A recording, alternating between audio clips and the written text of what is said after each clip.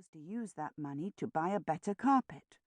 Thus, although his money was bound up in his stock, it was getting to be better and better stock. He had enough to live on, and as he told his father's relatives, he had no need of more since he was not married.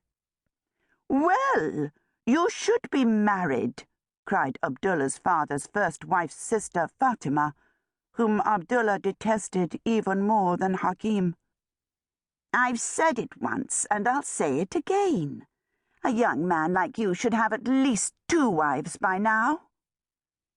And not content with simply saying so, Fatima declared that this time she was going to look out for some wives for him, an offer which made Abdullah shake in his shoes. "And the more valuable your stock gets, the more likely you are to be robbed, or the more you'll lose if your booth catches fire. Have you thought of that?" nagged Abdullah's father's first wife's uncle's son, Asif, a man whom Abdullah hated more than the first 2 put together. He assured Asif that he always slept in the booth and was very careful of the lamps. At that, all 3 of his father's first wife's relatives shook their heads, tut-tutted, and went away. This usually meant they would leave him in peace for another month. Abdullah sighed with relief and plunged straight back into his daydream.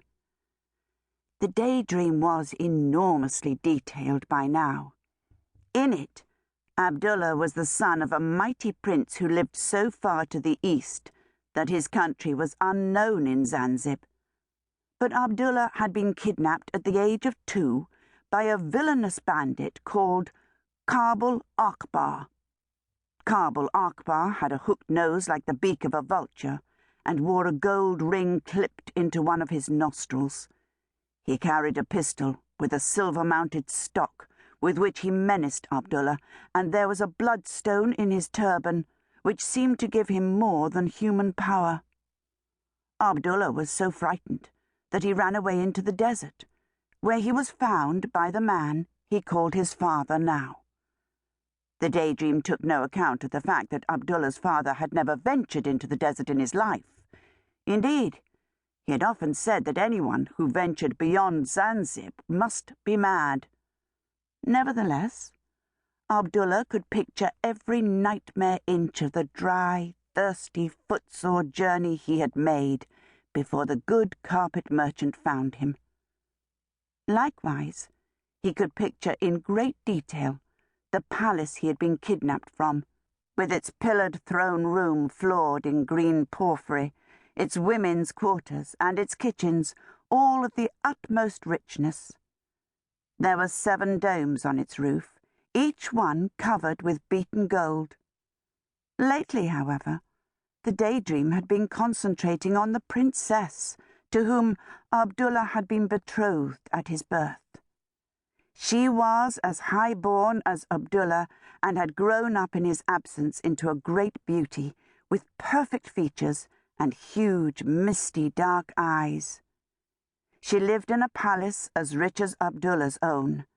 You approached it along an avenue lined with angelic statues, and entered by way of 7 marble courts, each with a fountain in the middle more precious than the last, starting with one made of chrysolite and ending with one of platinum studded with emeralds.